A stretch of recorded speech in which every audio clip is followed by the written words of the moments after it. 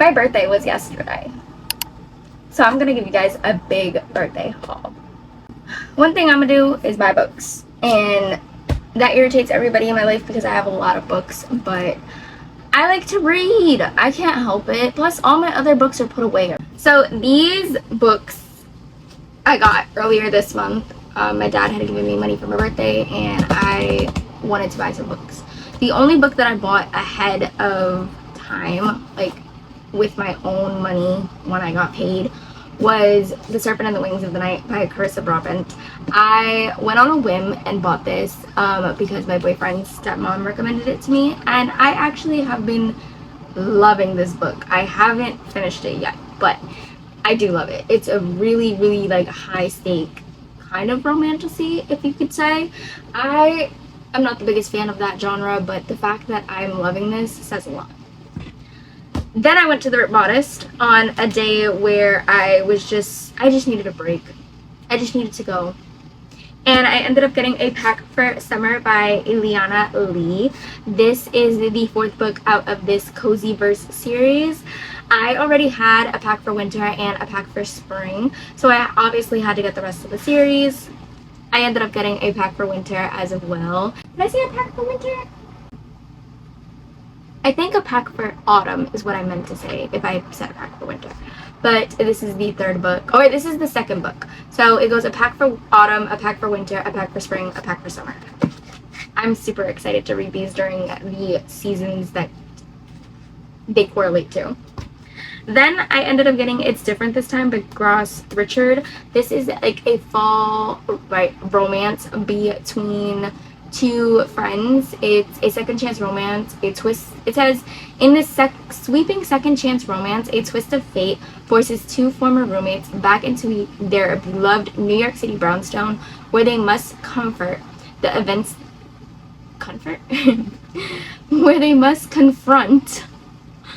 events that led to their estrangement and the unresolved feelings lingering between them. I honestly went on a whim of buying this because I was like, it's New York City, it's fall time, I want to read a book that has to do with my city, or my state, during fall time, because fall is so beautiful in New York. Anyway, I'm gonna go on a rant and a tangent if I continue to do that. And then the last two books I got are also on a whim. I was gonna get Sinbad by Chelsea Crudo, but I hadn't finished any other book prior to that one, so I was like, you know what, let me just go on a whim and get something else from her. So I got Behind the Camera and Road Trip to Forever. Behind the Camera follows the coach's goddaughter who needs another job because she's already a sports photographer.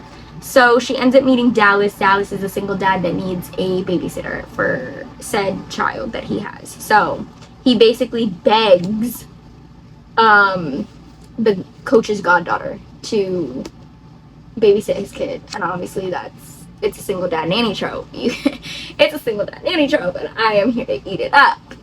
And then Road Trip to Forever follows two best friends and a road trip. Lola has been given a lifetime opportunity to show her designs at a Florida fashion show. So she ends up inviting Patrick, who is her best friend, to this road trip with her, and they end up having to share hotels, share a bedroom. He thinks it's a great opportunity to be like, I've been in love with you my whole life, and she's kind of just like an oblivious little hoe.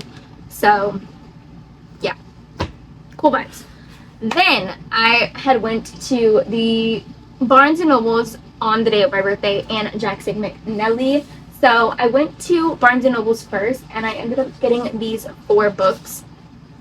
The first book is A Summer of Stars by Liana Cincotti. I think this is Enemies to Lovers, if I'm not mistaken. I could forget. No, Fake Relationship. Fake Relationship. There we go. I loved Picking Daisies on Sundays by this author. I did. Hands down. Ate it up. I cannot process how such a beautiful romance book, it was just written so perfectly in my eyes, and it had no spice at all. No spice. Nothing. And I was just like, oh my god. And I'm not saying that romance books have to have spice to be good, but the fact that I read this book and enjoyed it, and it was like, I rated it a 4 stars at first, but it ended up being a 5-star read. It really did. I ended up changing my mind. I was like, I think about this book often. I think about how he wrote about her, how their love story developed over time. I ate this book up. So when Miss Liana Sincotti announced that she was going to put another book on the market, I was like, oh, I'm buying that. And it came out the day after my brother's birthday, the 11th. I was like, oh, I'm buying that. I am buying that on my birthday. There's no ifs, ands, or buts about it. This is literally the only, no, okay, this is not the only romance book I bought, but this was the only romance book that I was yearning to buy. Then, God bless me. Then I ended up getting The Fallen and the Kiss of Dusk and The Songbird and the Heart of Stone by Carissa Broadbent. This is another like novel of A Crown of Nyxia, which is this. That's the series.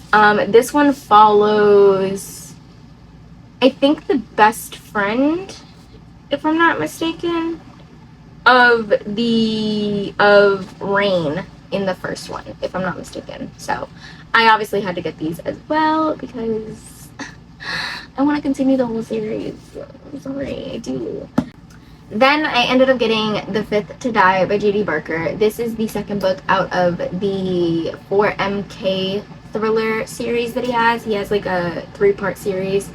I read the first one, The Fourth Monkey, I think last month or the month before that, I forget, and I enjoyed it. It was really good. The only thing that I didn't really enjoy was the fact that we had so many POVs, but it was enticing and very pulling in and very like psychological mystery type of thing. Like, it made me think the entire time.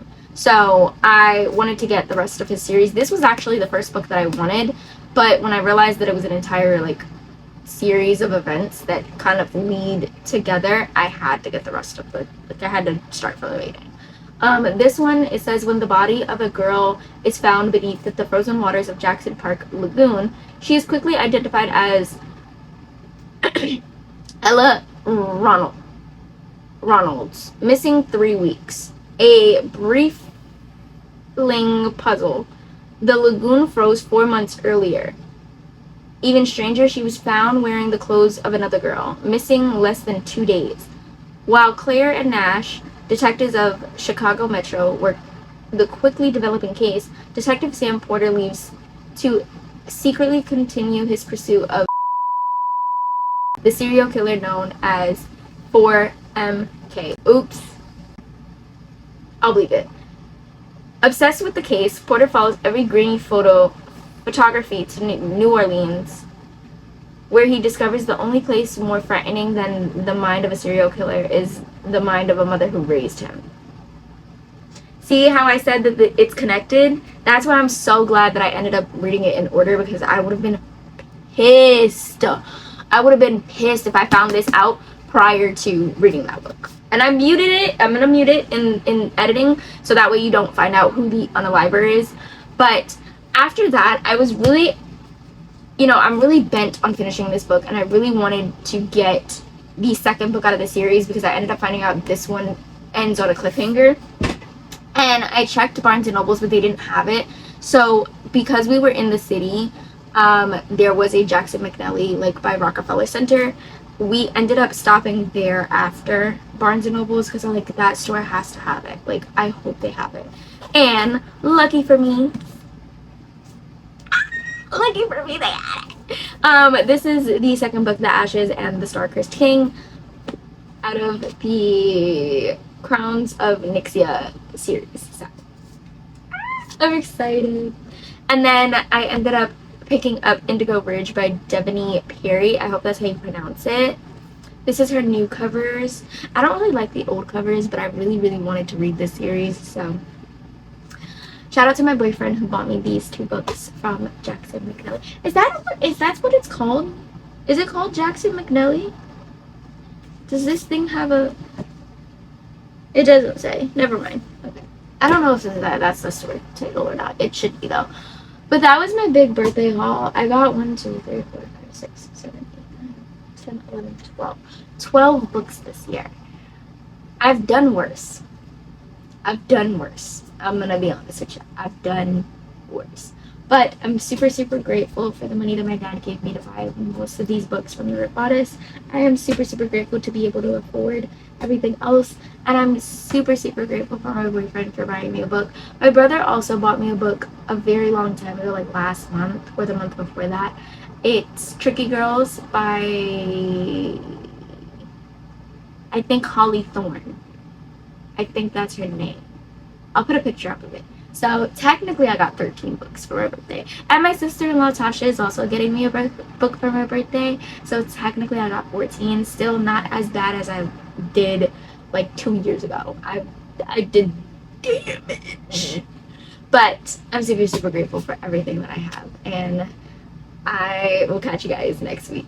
Bye.